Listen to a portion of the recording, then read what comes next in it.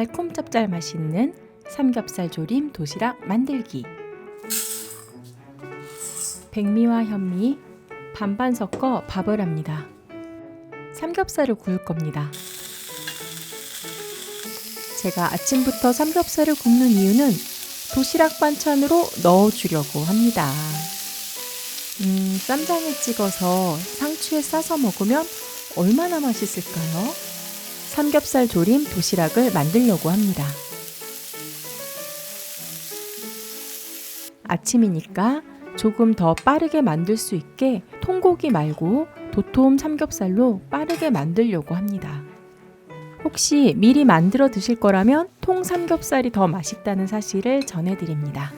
돼지고기 냄새도 좀 덜 나고요. 더 부드럽고 더 맛있습니다. 그래서 삼겹살을 맛있게 앞뒤로 구워줍니다. 통 삼겹살을 구울 때는 앞, 뒤, 옆, 겉면만 바삭하게 구워주면 됩니다. 왜냐하면 양념장에 오래 졸일 거라 겉만 구워주면 괜찮아요. 양파 반 개에 대파 반 대, 청양고추 2개 준비해주세요.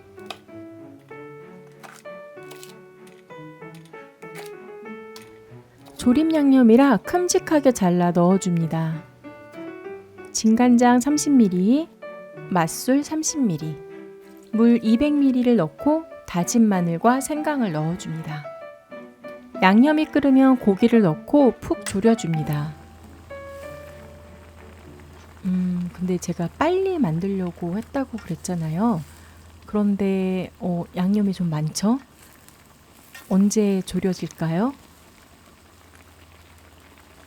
아침이라 빨리 만들어서 도시락에 넣으려고 삼겹살을 구웠는데 아이쿠, 이 양념은 통삼겹 살짝 구워 졸일 때 사용해야 합니다.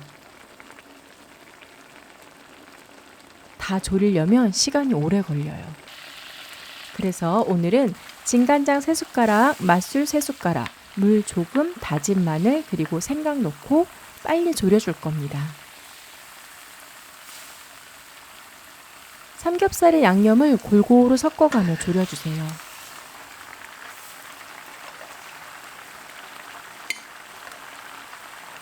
설탕을 넣으면 더욱 쫀득한 양념이 되지만 설탕을 사용하지 않을 겁니다. 양념이 골고루 맛있게 졸여지게 삼겹살을 앞뒤로 뒤집어가며 골고루 섞어주세요. 윤기 자르르하게 만들어주어야 합니다. 그냥 반찬으로도 맛있지만 도시락에 넣으면 더 근사합니다. 조금 아쉬운 거는 설탕을 넣지 않아서 쫀득한 윤기가 자르르 하지는 않아요. 그렇지만 우리에게는 알룰로스가 있습니다. 실망하지 마세요. 맛있게 졸여지고 있죠?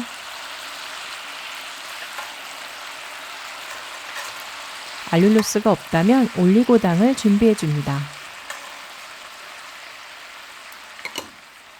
알룰로스 또는 올리고당을 넣고 졸여주세요. 이렇게 달콤함과 윤기를 더했습니다.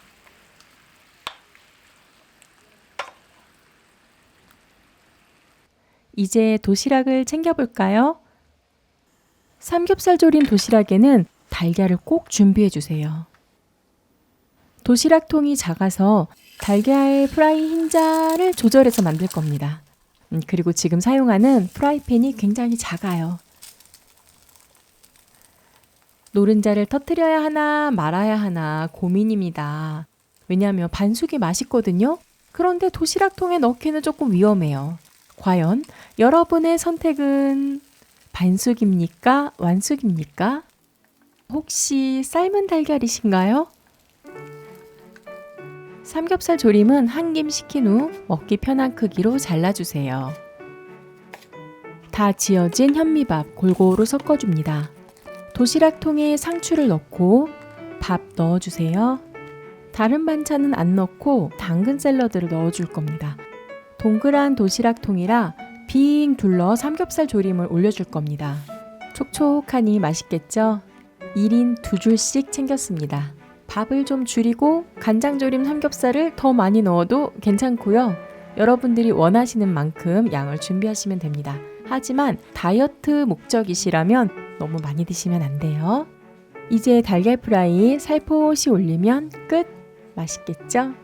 도시락으로는 역시 터질 것 같습니다.